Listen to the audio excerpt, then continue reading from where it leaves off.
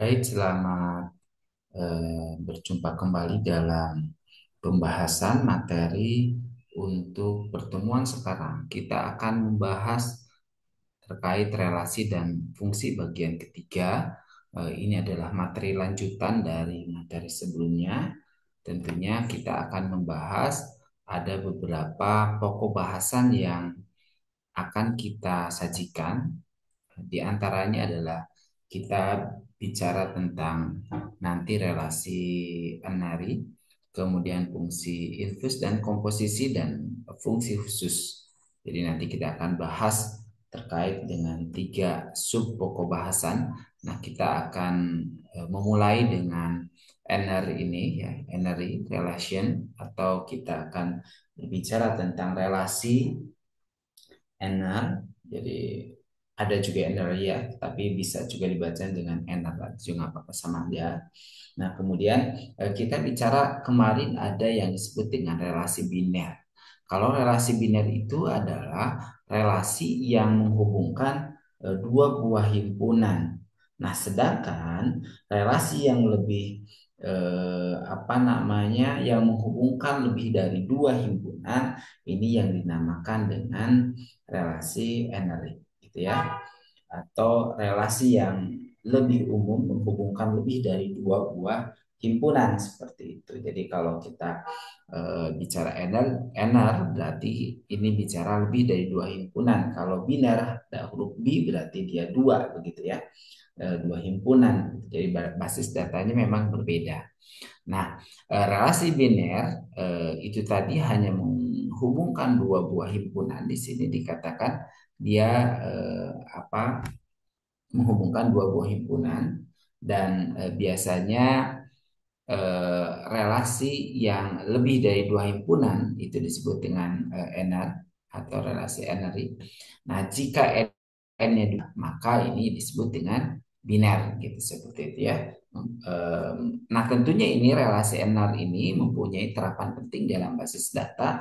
Teman-teman, kalau misalkan dalam basis data itu nanti kita akan menggunakan konsep-konsep dari relasi dan fungsi tentunya dalam penerapannya. Nanti di akhir kita juga akan melihat apa saja sebenarnya penerapan dari materi yang kita akan bahas ini dalam praktek kehidupan gitu.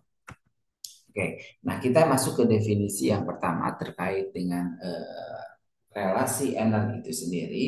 Jadi kita misalkan ada himpunan, himpunannya itu A sampai N, jadi banyak himpunan, maka relasi ener pada R bilangan real pada ini pada himpunan-himpunan tersebut adalah himpunan bagian dari A1 kali A2 kali A3 sampai dengan AN di sini. Atau dengan notasi R itu sendiri adalah subset daripada A1 kali A2 kali A3 sampai ke AN. Dengan catatan bahwa himpunan A1 sampai ke N ini disebut dengan daerah asal relasi dan N disebut dengan derajatnya. Jadi kalau misalkan ada N-nya 7 berarti nanti relasi itu menunjukkan ada 7 himpunan yang sedang kita eh, data gitu seperti itu, atau dilihat hubungannya seperti apa.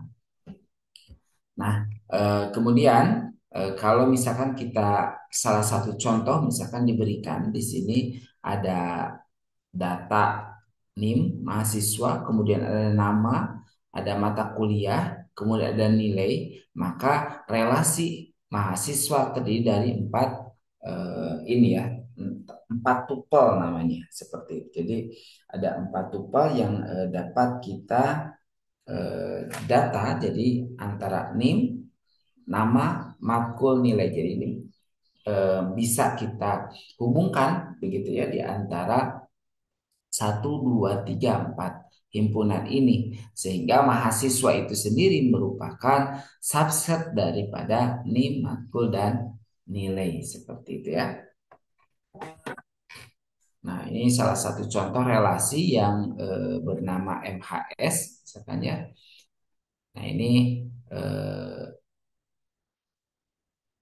relasi yang terjadi. Contoh misalkan NIM namanya adalah Amir, mahasiswanya itu kemudian mengambil mata kuliah matematika diskrit dengan nilai adalah A. Jadi ini salah satu contoh dari relasi ya.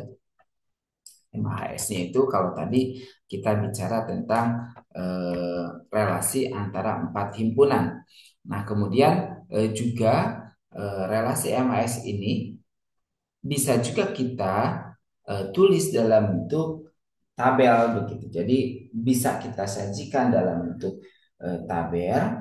Nah, tabelnya itu berarti nanti kita ada empat ya. Pertama kita memerlukan untuk kolom NIM, kemudian nama, mata kuliah, dan di situ kita memerlukan kolom nilai gitu. Jadi kita tinggal substitusikan saja gitu ya. Jadi kolom-kolom ini jadi ada kolom NIM, kolom nama, kolom mata kuliah, kolom nilai ini disebut dengan atribut ya. Jadi kolom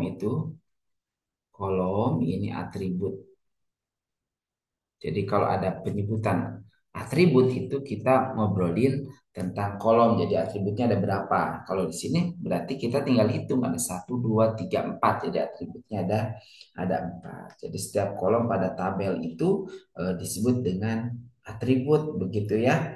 Nah kemudian setiap tabel pada basis data ini biasanya diimplementasikan secara fisik gitu ya sebagai sebuah file gitu. Jadi satu baris data pada tabel menyatakan record. Jadi misalkan ini nih.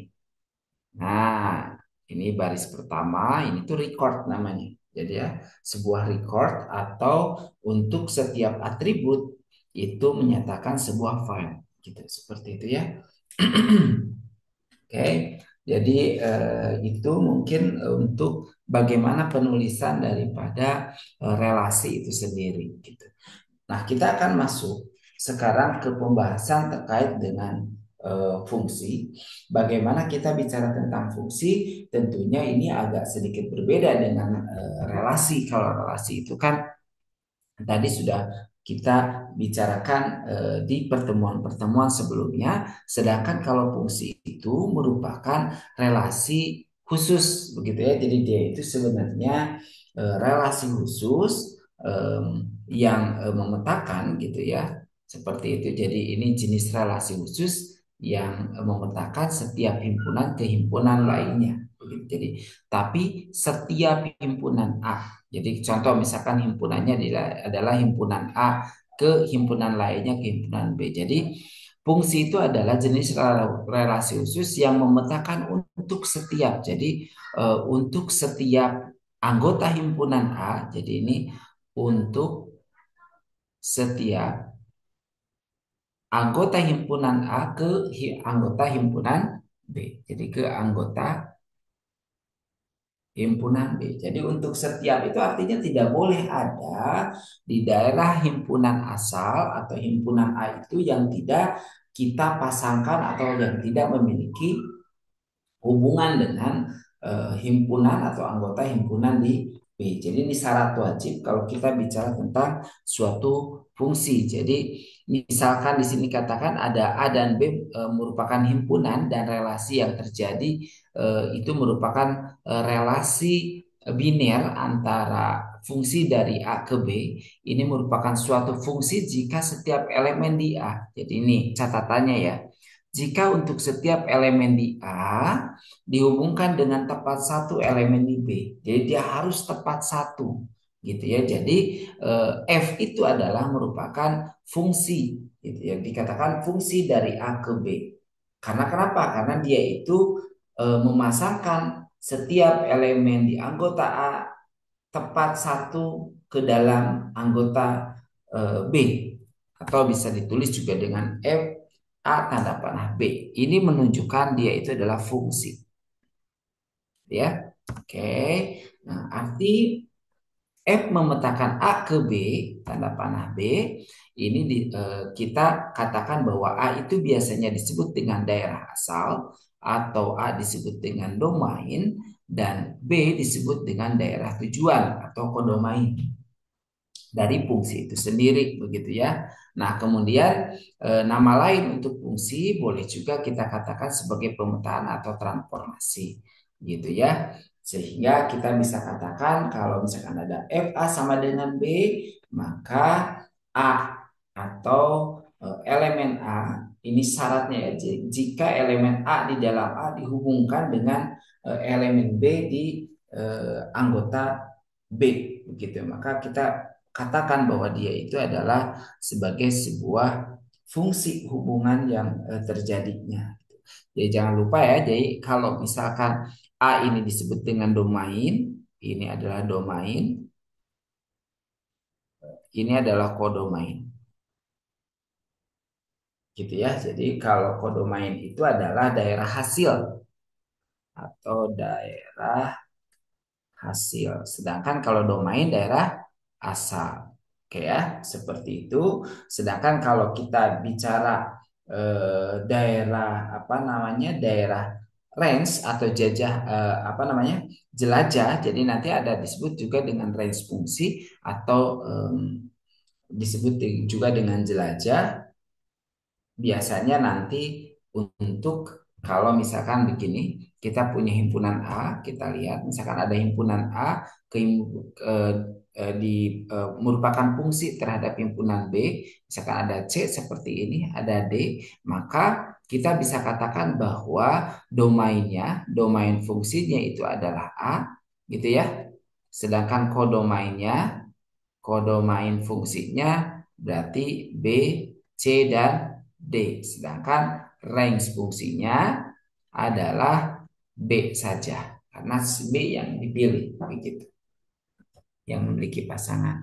Nah ini salah satu contoh saya tampilkan gambar A dan B. Kita bisa melihat bahwa kalau misalkan himpunan A yang di sebelah kiri dipasangkan dengan himpunan B. Nah, kita bisa melihat bahwa untuk setiap anggota A dipasangkan terhadap anggota B, misalkan ini tepat satu karena semua anggota A itu memiliki pasangan tepat satu di B. Contoh misalkan ada A,2 kalau di sini ya, kemudian B,1, C,2, kemudian D,3. Nah, kalau kita lihat di sini bahwa domainnya atau untuk anggota himpunan A itu dibacanya cuma sekali. A, B, C, D, begitu. Jadi dia merupakan fungsi. Jadi fungsi itu cuma dilihat daerah asal aja, domainnya aja begitu. Dia memiliki pasangan tepat satu atau tidak, gitu ya. Nah, sedangkan kalau misalkan kita melihat yang gambar B di sini bahwa yang B ini merupakan bukan fungsi tapi ini disebutnya relasi saja. Nah, karena memang di sini ada yang tidak memenuhi atau tidak terpenuhi oleh definisi dari fungsi itu sendiri bahwa fungsi itu adalah relasi khusus yang memetakan untuk setiap anggota A. Jadi untuk setiap anggota A dipasangkan, dipetakan tepat satu terhadap anggota B. Kalau di sini A,2 dan A,4 gitu. Jadi kalau kita lihat bahwa si A itu ternyata dipasangkan dua kali terhadap 2 dan 4. Jadi tidak tepat satu. Kalau seperti ini maka yang B itu bukanlah fungsi gitu ya. Kalau kita apa namanya kita bicara tentang fungsi. Jadi kalau misalkan domainnya itu dipasangkan lebih dari satu, tidak tepat satu, berarti dia bukan fungsi. Itu aja sih catatannya. Kalau kita bicara tentang fungsi. Nah, bagaimana representasi dari fungsi? Nah, bagaimana cara merepresentasikannya? Pertama bisa dilakukan dengan himpunan pasangan berurut. Jadi kalau himpunan pasangan berurut itu kita tahu bahwa bisa penulisannya itu pasangan berurut. Contoh misalkan ada 1,2 gitu ya, 2,4 misalkan 3,7 dan seterusnya. Jadi ini pasangan berurut. Kalau misalkan ada himpunan A-nya, misalkan satu, 2, dan 3, himpunan B-nya misalkan 2, 4, dan 7, gitu ya. Jadi kalau kita lihat dalam himpunan pasangan berurut seperti ini. Kemudian juga bisa menggunakan formula pengisian begitu atau assessment. Jadi kita bisa melakukan pengisian nantinya kita dalam hal ini mungkin kalau kita bicara dalam kuliah aljabar atau kalkulus maka fungsi itu direpresentasikan dalam bentuk rumus pengisian nilai gitu. Misalkan fx sama dengan 2x plus 10. Kalau di sini fa sama dengan 2a plus 3 gitu dan seterusnya. Jadi nanti jika himpunan daerah asal itu eh, apa namanya tidak dinyatakan dalam pernyataan spesifik berarti gitu ya domain fungsinya itu kita mengasumsikan bahwa domain fungsinya itu adalah A anggota bilangan real. Jadi semua anggota bilangan real. Biasanya kalau nulisnya begini. Beda kalau misalkan kita punya fungsi fx misalkan 2x plus 10. Nah, untuk domain fungsinya x-nya itu di antara misalkan min 1 sampai dengan 2. Nah, kalau yang ini mah berarti domain fungsinya itu adalah hanya ini saja. Gitu. Jadi min 1, 0, 1, dan 2. Jadi hanya ada 4 domain fungsi. Sedangkan kalau misalkan biasanya sih ini X anggota bilangan real ya. Kalau X anggota bilangan bulat mungkin ini. Tapi kalau anggota bilangan real ya berarti kan angkanya itu bisa aja koma-koma 0,5, 3/4 dan seterusnya begitu ya atau akar 2 itu masuk ke dalam himpunan ke sini begitu. Kalau misalkan X anggota bilangan real, tapi kalau ini anggota bilangan bulat berarti nanti X-nya itu dari min 1 sampai dengan 2 begitu seperti itu. Oke ya. Nah, kemudian juga bisa menggunakan kalimat gitu. Kalau menggunakan kalimat biasanya kita bisa langsung menulisnya dalam bentuk kata-kata. Contoh di sini F adalah fungsi yang memetakan antara himpunan A ke anggota himpunan B. Atau misalkan eh, F adalah yang memetakan apa namanya fungsi misalkan 2x plus 10 bisa saja dengan kata-kata untuk x-nya itu anggota bilangan bulat di antara min 1 sampai dengan 2. Jadi dibuat dalam bentuk kata-kata begitu ya nantinya.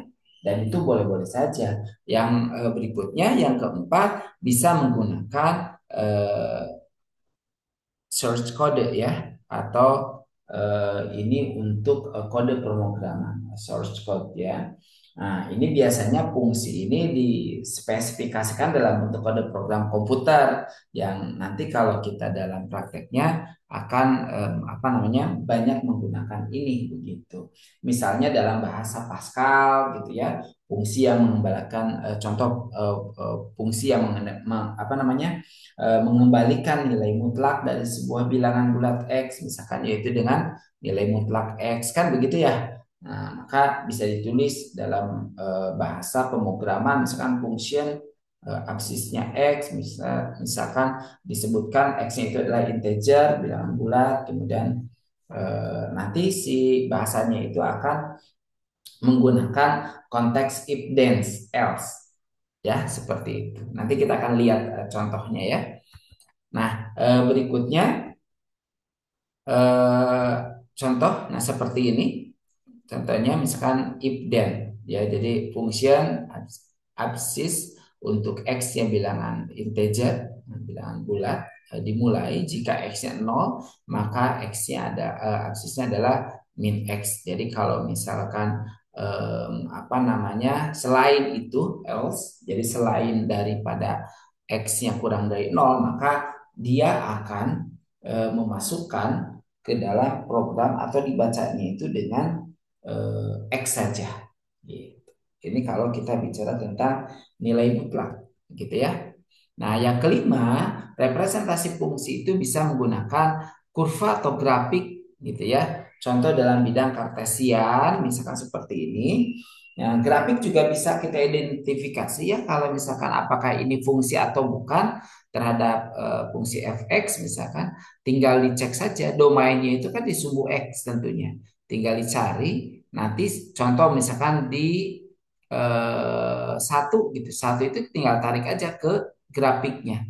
Dia memotong di satu titik. Nah, kalau memotong di satu titik berarti dia fungsi. Contoh yang ini disebut fungsi kenapa? Karena domainnya satu menghasilkan juga perapetannya satu begitu ya. Di semua yang ini juga sama nih. Kalau ini juga fungsi karena kalau kita tarik garis ini hanya memotong di satu titik, ini tidak memotong. Sehingga kalau ada grafiknya begini, nah ini bukan fungsi. Kenapa? Di titik ini kalau kita tarik bisa ke atas, bisa ke bawah. Jadi ada dua prapeta gitu ya, atau ada dua bayangan nantinya seperti itu sehingga dia bukan fungsi. Nah, selain itu juga bisa dalam bentuk kalau grafik fungsi diskrit ya seperti ini karena diskrit itu selalu apa? Selalu ada space di antara titik satu dengan titik yang lainnya karena bilangan diskrit ya yang bisa dihitung. Oke, kita akan masuk contoh di sini ada relasi. Nah, di sini kita bicara tentang relasi. Contoh misalkan ada 1U, 2V, 3W. Nah, maka kalau kita tentukan A itu adalah himpunan A-nya itu adalah 1, 2, 3 dan B-nya itu adalah UPW, adalah fungsi dari A ke B, maka kita akan tahu bahwa if satu itu sama dengan U. Nah, ini seperti itu ya. Ini dalam konteks kalau misalkan menggunakan formula pengisian nilai seperti ini penulisannya. Kalau yang ini pasangan berurut disebutnya formula eh, apa namanya pasangan terurut gitu ya. Kalau ini pasangan terurut. Kalau yang ini berarti dalam bentuk pengisian nilai gitu ya. Dalam bentuk pengisian nilai. Seperti itu. Jadi ini juga sama kalau misalkan ada 1U, 2U, 3V ini fungsi dari A ke B meskipun di sini U-nya ada dua nggak masalah. Yang penting itu yang diperhatikan adalah domainnya tidak boleh ada yang double gitu ya. Karena untuk setiap anggota A tepat satu. Syaratnya itu dia harus tepat satu. Maka nggak boleh double. Gitu. Tapi kalau tujuannya double nggak masalah. Gitu. Maksudnya si di daerah hasilnya jadi ada dua yang kepilih yang nggak apa-apa begitu seperti itu daerah tujuannya ya. Nah, kita akan lihat ini relasi ini apakah ini eh, apa namanya A, misalkan ini himpunan A kita punya 1, 2, 3, 4, B-nya UVW, ini bukan fungsi. Kenapa bukan fungsi? Kita lihat di sini. A-nya itu kalau kita buat dalam, ini kan pasangan berurut ya. Kalau A, ini B, ini berarti himpunan A itu berapa? 1, 2, 3 ada 4, UVW. Kita akan lihat, 1 ke U. Oke, 2 ke V, 3 ke W. Nah, ini adalah bukan fungsi. Kenapa? Dikatakan bukan fungsi karena tidak setiap anggota A dipasangkan tepat satu ke B. Kenapa? Ada 4 yang nganggur dan itu nggak boleh. Gitu ya. Contoh yang ini juga dikatakan sebagai suatu yang bukan fungsi karena kalau kita lihat dalam pasangan berurut himpunan A-nya itu adalah 1, 2, dan 3 ini U, V, W. Kalau kita lihat ini satu ke U dan satu juga ke V, dua ke W, tiga sorry, dua ke V, tiga ke W ya, sama aja lah ya. Nah intinya kalau misalkan ini yang duanya sebentar, yang duanya itu kita pasangkan ke V ya. Oke. Misalkan duanya dia ke V. Nah, di sini yang kenapa dikatakan sebagai bukan fungsi karena satu itu dia punya pasangan lebih dari satu. Padahal syarat suatu fungsi itu harus tepat satu, gitu ya. Oke. Contoh yang berikutnya didefinisikan oleh suatu fungsi dari Z ke Z oleh fx sama dengan x kuadrat, daerah asal dan daerah tujuan dari f himpunan bilangan bulat katanya Z himpunan bilangan bulat dan jelajah dari f adalah himpunan bilangan bulat tidak negatif. Ini juga salah satu contoh sebagai suatu fungsi gitu. Nah, selanjutnya Ini mungkin nanti teman-teman bisa latih gitu ya. Bagaimana kalau misalkan ada soal, misalkan A adalah himpunan mahasiswa di Telkom University, manakah dari pemetaan berikut yang mendefinisikan sebuah fungsi pada himpunan A? Mana yang merupakan eh, fungsi? Dan tentunya di sini berikan alasannya, gitu ya, alasan yang jelas. Nanti silakan teman-teman bisa apa namanya dicoba untuk latihan dari apa namanya konsep relasi dan fungsi ini gitu ya. Oke. Nah, kemudian kita akan masuk ke jenis-jenis fungsi. Jadi kalau kita bicara tentang jenis-jenis fungsi itu di sini ada yang disebut dengan fungsi one to one dan fungsi onto, gitu, onto ya, seperti itu. Kalau saya biasanya bisanya onto ya, ya bahasa Indonesia. Oke, seperti itu. One to one fungsi satu-satu, gitu ya, satu ke satu, atau kita katakan dengan fungsi injektif. Nah, jadi kalau kita bicara tentang suatu F dikatakan fungsi satu-satu, atau kita juga biasanya sebutnya adalah fungsi satu-satu ya, fungsi injektif ini. Jadi fungsi on top gitu ya biasa. Fungsi sorry one to one atau fungsi satu-satu ini dikatakan sebagai ya. Jadi suatu F dikatakan korespondensi satu-satu atau sorry satu ke satu fungsi injektif. Nah, jika dan hanya jika nanti kalau ada FA itu sama dengan FB, sehingga kita tahu bahwa A dan B itu adalah A sama dengan B gitu ya. Jadi A itu sama dengan B. Oke ya. Saya pindahkan B-nya. Jadi menunjukkan bahwa A sama dengan B untuk semua anggota A dan B dalam domain F. Nah, suatu fungsi dikatakan injektif jika fungsi tersebut bersifat satu-satu gitu ya. Atau dengan kata lain bahwa fungsi ini elemen pada domainnya hanya memiliki satu hasil kodomain di kodomain gitu ya. Jadi dia spesial, dia hanya memiliki satu fungsi di kodomain gitu ya. Atau dikatakan satu-satu jika dan hanya jika kalau ada FA tidak sama dengan FB untuk setiap A-nya juga bukan sama gitu ya, atau tidak sama gitu. A tidak sama dengan B. Sedangkan kalau misalkan fungsi F dikatakan fungsi onto atau fungsi ke gitu dari A ke B atau fungsi dugaan gitu ya. Jika dan hanya jika untuk setiap elemen B anggota B terdapat elemen A anggota A dengan FA sama dengan B. Suatu fungsi F disebut dugaan gitu ya.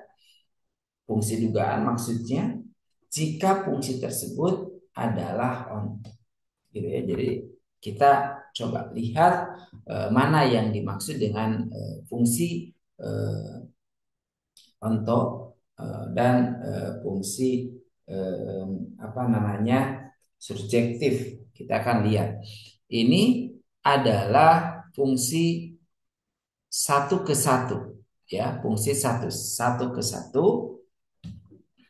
Kemudian tapi bukan fungsi onto ya, ini kan satu ke satu gitu ya, C ke satu, jadi dia memetakan satu aja begitu, seperti itu. Tidak misalkan begini, A ke satu, B ke satu juga gitu. Atau misalkan A ke satu, C ke satu, nah itu gitu ya, seperti, jadi ini fungsi one to one tapi bukan fungsi onto, itu satu ke satu. Nah, kemudian eh, ini yang kedua, ini adalah fungsi onto tapi bukan satu ke satu. Begitu. Kenapa? Karena di sini angka dua itu dipilih dua kali.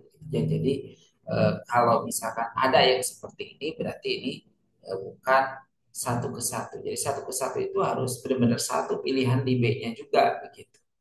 Kayak yang C kita lihat ini one to one dan juga onto. Kenapa satu ke satu, satu ke satu? Nggak ada tuh yang namanya empat dipilih dua kali gitu. Ya, jadi dia onto ya, one to one juga sama gitu. Oke, seperti itu ya. Ini juga sama untuk fungsi contoh-contohnya. Nah, kita akan lihat untuk yang D dan E juga sangat jelas ya. Kalau kita bicara yang E itu jelas dia bukan suatu fungsi gitu ya. Oke. Baik, kita lanjutkan. Ini contoh dari fungsi satu ke satu, fungsi one to one. Ini contoh, misalkan kalau kita lihat di sini ada himpunan A-nya 1, 2, 3, kemudian ada himpunan B-nya UVWX. Nah, ini berarti satu ke W, kemudian dua ke U, kemudian tiga ke V. Nah, ini adalah fungsi satu ke satu, gitu ya. Tetapi nanti kita akan lihat ini kenapa bukan satu ke satu. Kalau yang ini bukan fungsi satu ke satu dari A ke B. Oke, ini harus lengkap gambarnya ya. Bahwa kita menyatakan dia adalah fungsi. Misalkan 1, 2, 3 U, V, W. Nah, ini berarti ini satu ke U, 2 ke U, nah 3 ke V. Yang jadi masalah itu adalah si U-nya, bukan satu ke satu. Kenapa? Karena si F1 sama dengan F2-nya sama-sama U, gitu. Hasilnya tuh ya. Jadi kalau ada fungsi di sini, nih ada fungsi X misalkan, maka Fx ini menjadi kalau F1 ini kan hasilnya U. F2 juga hasilnya adalah U. Berarti F1 sama dengan F2 sama dengan U, maka ini menunjukkan dia itu bukan satu satu. Harusnya dia spesial. Contoh yang ini. Kalau ini fungsi Fx berarti F1-nya adalah W, F2-nya itu adalah U gitu ya. Kemudian F3-nya adalah V, masing-masing gak ada yang sama hasilnya begitu. Maka dia satu ke satu intinya. Oke ya. Nah, contoh yang lainnya adalah kita bicara dalam suatu fungsi real, misalkan tentukan apakah fx sama dengan x kuadrat plus satu dan fx sama dengan x min satu merupakan fungsi satu ke satu. Nah, ini cara menyelesaikan. Jadi, fx sama dengan x kuadrat plus satu ini bukan fungsi satu ke satu. Karena, gitu ya, karena untuk setiap dua X yang bernilai mutlak sama, tetapi tandanya berbeda. Jadi nilai fungsinya sama, misalnya 2 dan min 2 gitu ya. Jadi ini bukan satu ke satu kan kalau F2 nih, F2 itu hasilnya jadi berapa? 4 ditambah 1 karena 2 dikuadratkan 4 berarti 5. Nah, sedangkan F min 2, nah min 2 dikuadratkan 4 juga plus 1 sama dengan 5. Nah, kalau misalkan ada yang sama seperti ini, berarti dia bukan satu ke satu. Kenapa? Karena min 2 itu tidak sama dengan 2. Gitu. Kalau mau satu ke satu itu harus min 2 sama dengan 2. Tapi kan jelas tidak sama min 2 dengan 2. Berarti dia bukan satu ke satu. Sedangkan untuk fungsi yang fx sama dengan x min satu ini merupakan fungsi satu ke satu.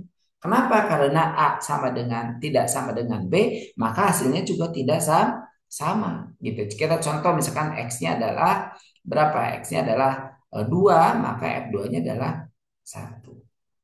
Untuk X-nya min 2 berapa? F-nya min 2 adalah min 3. Nah, min 1 tidak sama dengan min 3. Maka di sini kita katakan karena apa? 2 itu tidak sama dengan min 2. Gitu. Atau boleh juga kita masukkan kalau misalkan FA-nya itu adalah A min 1, FB-nya itu FB-nya sama dengan B min 1. Kita ada syarat katanya dikatakan fungsi satu ke satu itu kalau FA sama dengan FB kan begitu ya. FA-nya adalah A min 1, B-nya adalah FB-nya adalah B min 1. Berarti ini bisa kita tulis A sama dengan B min 1 ditambah 1 karena min 1 pindah ke kanan. A sama dengan B. Tuh. Berarti syarat itu terpenuhi. Makanya dia satu ke satu gitu maksudnya. Ya. Oke, kita akan lanjutkan.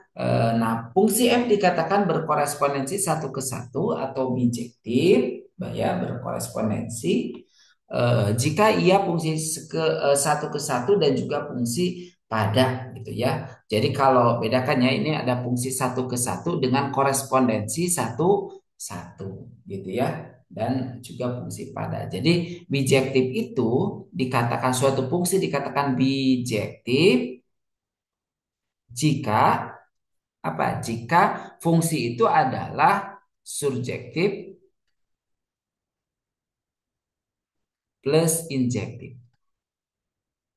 Jadi kalau misalkan bijektif itu jika fungsi itu subjektif dan juga dia injektif. Atau kalau mau kita tulis kayak kata-kata matematis ya boleh-boleh aja sih sebenarnya. Jadi bijektif itu adalah subjektif plus injektif. Jadi harus harus dan wajib begitu ya, dia itu kalau misalkan salah satunya tidak terpenuhi, ternyata dia tidak subjektif, berarti dia pasti dijamin tidak bijektif. Tidak berkorespondensi satu ke satu. Jadi kalau misalkan ada himpunan A di sini satu 2 3, kemudian himpunan B misalkan UPW, berarti ini satu ini harus dipasangkan tepat ke satu misalkan. Nah, ini pasti korespondensi satu-satu, maka ini adalah bijektif. Kenapa? Fungsi subjektif iya, fungsi injektif juga iya, begitu ya. Oke, kemudian kita akan lihat apakah ini fungsinya satu ke satu. Nah, ini merupakan fungsi yang berkorespondensi satu ke satu. Jadi fungsi ini fungsi bijektif. Kenapa? Karena ini fungsi satu ke satu tadi sudah, maupun fungsi pada kita sebutnya onto ya. Nah, ini salah satu contoh. Misalkan fungsi satu ke satu bukan pada.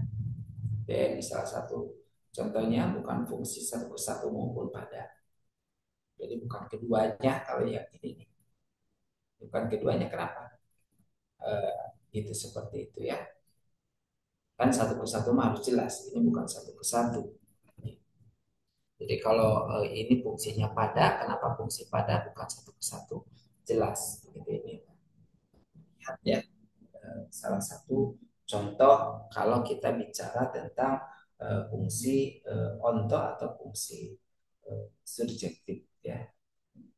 Nah, fungsi subjektif itu adalah jika setiap elemen himpunan B merupakan bayangan dari satu atau lebih elemen himpunan A gitu. Intinya gitu. Berarti ini fungsinya pada, tapi bukan satu-satu kalau yang ini.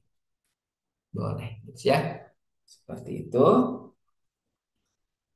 Selanjutnya kita akan lihat ini juga sama contoh-contoh yang bukan fungsi, karena di sininya dia memilih dua ya. Ini fungsi secara umum seperti itu. Kemudian juga ini contoh dari injektif tapi bukan subjektif.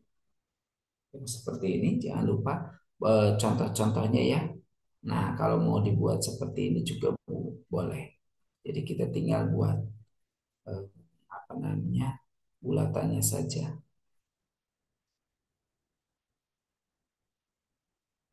Oke, ini adalah fungsi subjektif tapi bukan injektif, kebalikan.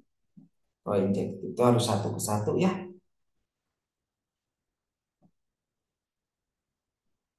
Kemudian ini disebut juga dengan bijektif karena dia injektif dan juga subjektif. Oke, ini untuk latihan kedua. Nah, misalkan tentukan apakah fungsi di bawah ini injektif, subjektif, bijektif, dan bukan fungsi atau bukan keempatnya. Tuliskan juga alasannya. Oke ya, ini ada fungsi memetakan himpunan yang disebut kan pertama ke himpunan yang disebutkan kedua, gitu ya. Oke, seperti itu. Ini ada latihan yang tadi latihan pertama, latihan kedua juga coba nanti teman-teman dituliskan begitu ya, dilatih apakah ini masuk ke dalam injektif, subjektif, bijektif atau bukan bijektif dari satu sampai dengan tiga ini, gitu ya. Oke, kita masuk ke fungsi inverse atau komposisi. Misalkan F adalah korespondensi satu ke satu dari himpunan A ke himpunan B. Nah, maka fungsi inverse dari F adalah fungsi yang memberikan elemen unik A di himpunan A pada elemen B yang dimiliki himpunan B, sehingga nanti FA sama dengan FB. Ini yang dimaksud dengan fungsi fungsi inverse, fungsi balikan gitu ya, atau dilambangkan dengan f min satu gitu, pangkat min satu, atau fungsi kebalikan. Atau kalau kita lihat kalau ada f a sama dengan fb, maka inverse-nya tinggal a dan b-nya kita tukar saja gitu ya. Jadi ini fungsi balikan disebutnya.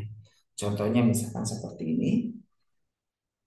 Oke, jadi kalau misalkan kita punya A sama dengan FA ke FB gitu ya, menjadi seperti ini, B itu sama dengan FA itu sama dengan B, maka ketika kita balik ke fungsi asal atau A sama dengan F inverse B, ini adalah disebut dengan balikan fungsi F inverse atau inverse dari fungsi F. Kalau ada lambang F min satu, pangkat min satu, itu artinya adalah inverse dari fungsi F gitu.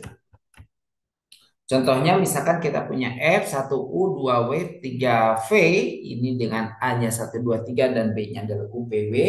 Ini dikatakan fungsinya korespondensi satu ke satu, maka balikan fungsinya adalah bisa dibalik langsung. Kalau yang ini F adalah fungsi invertible. Gitu saya disebutkan bahwa dia itu memiliki inverse, gitu, seperti itu. Contoh misalkan tentukan balikan dari fungsi ini, fungsi yang berkorespondensi satu-satu, jadi balikan fungsi itu adalah ada. Jadi syarat dari suatu fungsi memiliki inverse apabila dia fungsinya berkorespondensi satu-satu. Jadi kalau fungsi itu sudah bijektif, itu sudah dijamin bahwa dia itu memiliki inverse gitu aja ya. Karena tadi fx sama dengan x min 1 itu jelas bijektif. Oke, berikutnya. Misalkan fx sama dengan y, sehingga y sama dengan x min satu, maka x-nya sama dengan y plus satu. Jadi balikan fungsi dari inverse itu adalah yang tadinya y sama dengan di sini, y sama dengan x min satu, maka di sini y inverse-nya sama dengan apa? Namanya x plus satu, atau di sini karena penulisannya adalah f inverse y sama dengan y plus satu. Jadi kalau ada f inverse x berarti nanti x plus satu kalau mau diganti lagi fungsinya. Oke, kita lihat juga misalkan G adalah suatu fungsi dari himpunan A ke himpunan B. Misalkan F adalah fungsi dari himpunan B ke himpunan C. Nah, maka susunan fungsi F dan G dilambangkan dengan untuk setiap A anggota A, himpunan A, dan F bundaran G adalah fungsi dari A ke C ditentukan oleh F bundaran GA sama dengan FGA. Nah, ini adalah komposisi ya. Kita bicara tentang komposisi dengan catatan jangan lupa bahwa FOG atau F bundaran G tidak sama dengan G bundaran F. Jangan lupa ya. Jadi F bundaran G tidak sama dengan G bundaran F. Gitu ya. Ini terkait dengan komposisi. Ini sebagai gambarannya gitu ya. Jadi kalau ini GA, nah dari A ke B itu adalah GA, B ke C itu adalah, nah kalau B ke C ini adalah F G A gitu ya. Jadi dia kita bicara tentang komposisinya. Sehingga kalau mau mencari FOG FOG untuk F bundaran G terhadap fungsi A berarti nanti terhadap variabel A, maka hasilnya adalah tinggal disubstitusikan saja. Kita lihat misalkan diberikan suatu fungsi atau definisikan suatu fungsi, dikatakan f itu atau diberikan f adalah a dari a ke b dan g itu adalah dari b ke c, maka komposisi dari g dengan f itu adalah g bundaran f. Maka ini fungsinya dari a ke c, begitu seperti itu. Oke ya, berarti kita bisa tulis bahwa GOF di sini ya, X itu sama dengan G nantinya F Fx gitu. Jadi kalau misalkan kita bicara tentang komposisi suatu fungsi GOF, contohnya misalkan kita punya di sini, nah ini fungsinya. Kan gitu bisa aja ya. Ini 1, 2, 3 A, B, ini C, misalkan DE, gitu ya. Atau satu misalkan ke A, gitu ya. Kemudian dua ke A, misalkan tiga ke C, misalkan. Dari sini eh, A misalkan ke D, B ke E, C ke D, misalkan gitu ya. Maka kita kalau misalkan ini dari A ke B, kemudian B ke C, maka ini adalah fungsi F, ini adalah fungsi apa? Fungsi G. Nah, sehingga kalau misalkan kita mau mencari em, GOF atau GFX, nah kita tinggal masukin aja G, misalkan kita cari G untuk F1. Nah, berarti tinggal lihat hasilnya berapa? D gitu. Karena apa namanya? Untuk fungsi fx-nya sendiri F1 sama dengan A karena dari sini F1-nya itu adalah A, kemudian GA-nya adalah D. Gitu. Seperti itu ya, berarti nanti komposisinya adalah di D. Jadi tinggal ngelihat hasilnya aja, gitu, komposisi itu. Nah, contoh diberikan fungsi G sama dengan 1, U, 2, U, 3, V, ini adalah fungsi. Gitu ya, dikatakan memetakan dari himpunan A ke himpunan B. Nah, kemudian yang memetakan B, misalkan U, V, W ke C, X, Y, Z, fungsi komposisi dari A ke C, berarti kita bisa dikatakan sebagai FOG. Gitu ya, jadi FOG-nya itu adalah berarti satu ke. Nah, kalau di sini, kalau kita lihat nih, ada satu, dua, tiga. Ini adalah U, P, W. Nah, gitu. Kemudian satu lagi X, Y, X, Y, Z. Berarti ini dari fungsi G, ini fungsi F. Begitu. Ini dari himpunan A, B, dan C. Berarti kita lihat ini satu ke U, kemudian dua ke U, tiga ke V. Nah, kemudian yang kedua kita lihat U ke Y, U ke Y, kemudian V ke X, dan W ke Z. Nah, sehingga nanti kalau komposisi FOG hasilnya apa? FOG itu berarti tinggal dipasangkan. Satu ke Y, berarti satu Y. Dari sini dapatkannya berapa? Y itu ke U dan ke satu. Berarti nanti satu ke Y gitu. X itu dari mana? Dari P. P itu ke 3. Dari 3 berarti 3, X gitu. Dan Z mana? Z itu dari W gitu. Seperti itu. Nah, kalau misalkan kita lihat, nah kan ini nggak ada nih. Seperti itu ya.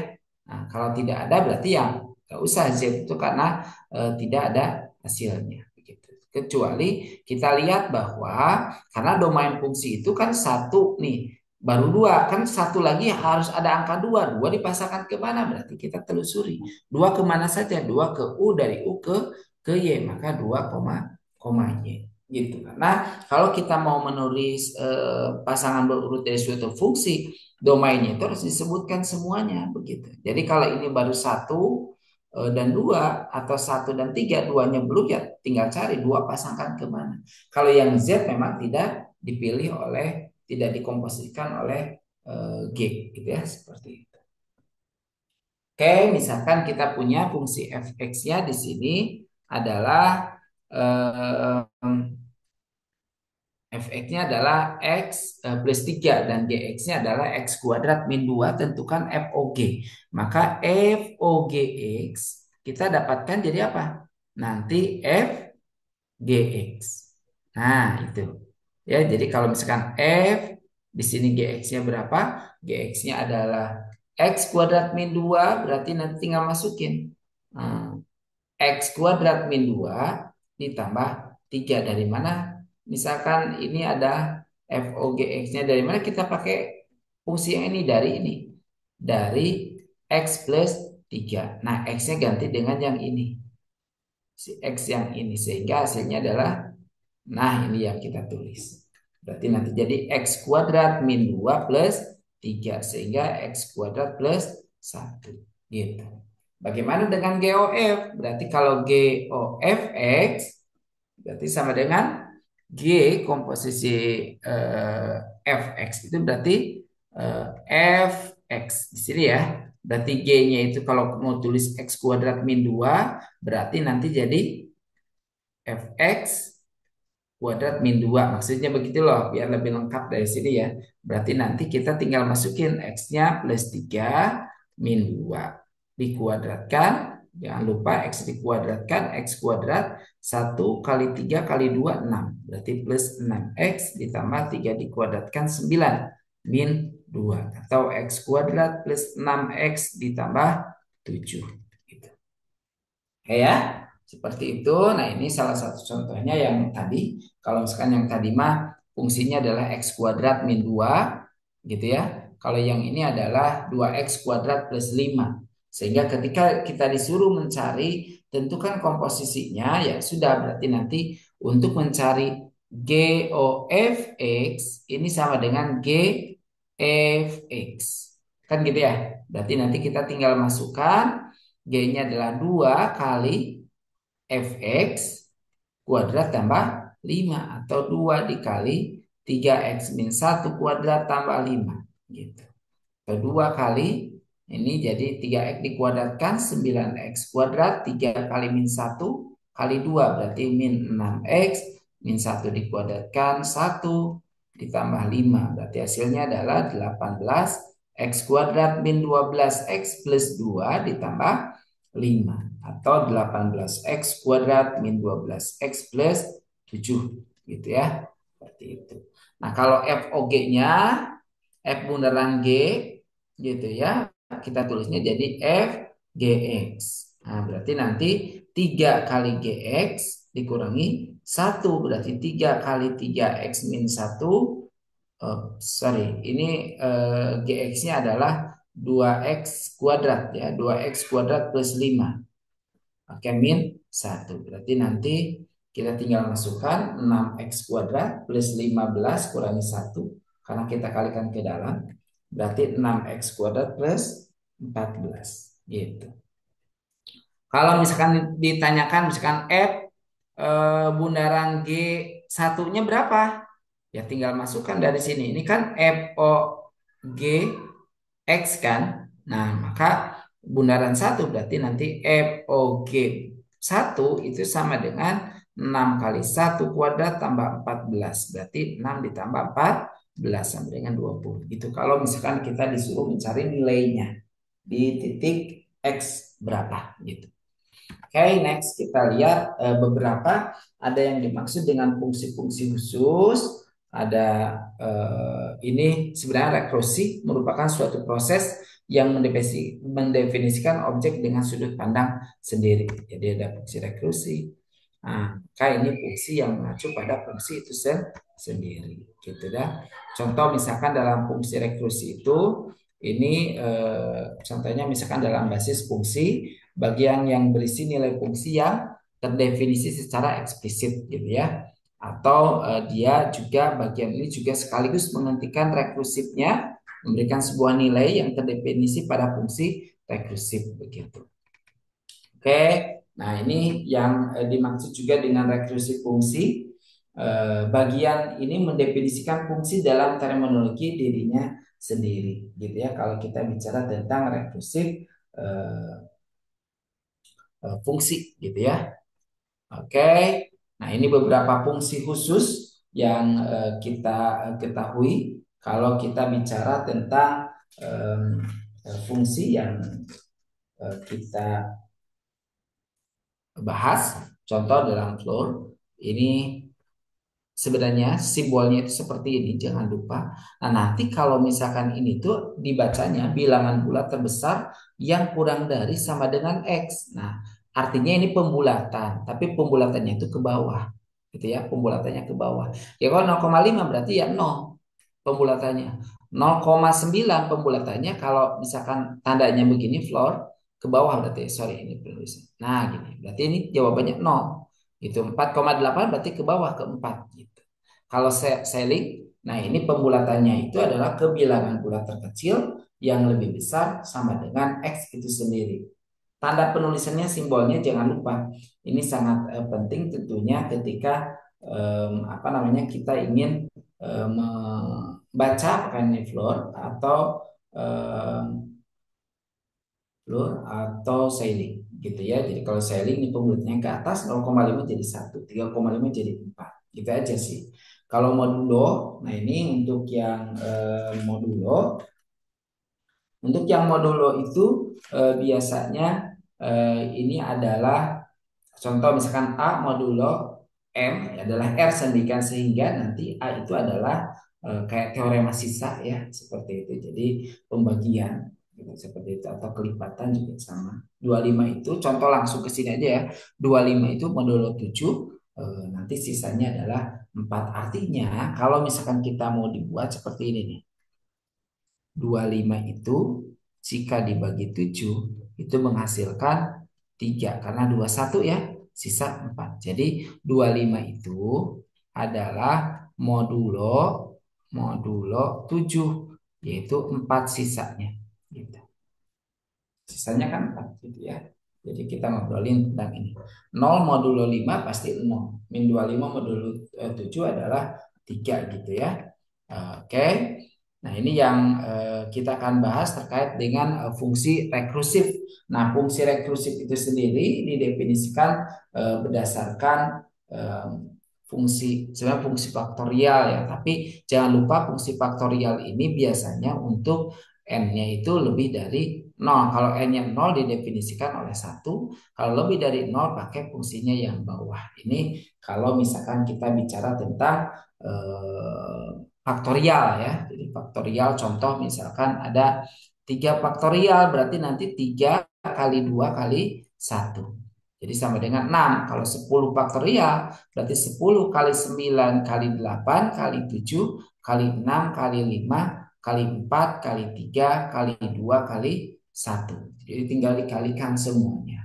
Kalau 1 gitu ya, n-nya adalah 0. Kalau 0 faktorial berapa? Ya 0. Begitu, seperti itu ya. 0 faktorial berarti ya 1 maksudnya gitu ya. Nah, kalau misalkan 1 faktorial ya 1 faktorial, karena n-nya lebih dari 0 pakai rumus yang ini, 1 dikurangi 1 faktorial. Berarti 1 dikali 0 faktorial. Dan 0 faktorial itu adalah 1. Sehingga 1 kali 1 sama dengan 1. Jadi 1 faktorial itu adalah 1 mirip dengan hasilnya dengan 0 faktorial. Gitu ya. Nah, kemudian fungsi rekursif disusun ada 2 bagian. Pertama ada basis. Nah, basis itu bagian yang berisi nilai awal yang tidak mengacu pada dirinya sendiri. Bagian ini juga disebut sekaligus menghentikan definisi rekursifnya.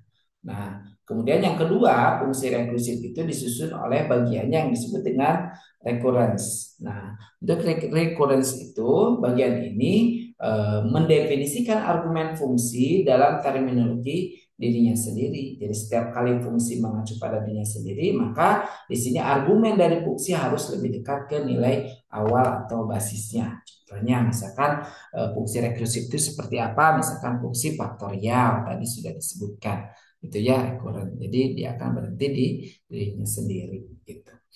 Contoh 5 faktorial berarti 5 kali 4 faktorial. Gitu. 4 faktorial sendiri 4 kali 3 faktorial dan seterusnya sampai dengan 0 faktorial. Seperti itu ya. Oke, ini fungsi kalau kita mengacu pada definisi dari rekursif itu sendiri gitu. Salah satunya adalah ini eh, contohnya. Baik. Nah, seperti itu. Em, Baik, mungkin itu untuk pertemuan kali ini. Mudah-mudahan apa yang saya paparkan bisa menjadi bahan acuan untuk belajar selanjutnya. Kemudian ada beberapa mungkin latihan yang teman-teman bisa lakukan begitu di tadi di slide sebelumnya saya sudah berikan, bisa dikerjakan, bisa dilatih. Mudah-mudahan bisa membantu ya. Seperti itu. Baik, terima kasih. Sampai ketemu kembali di pertemuan selanjutnya.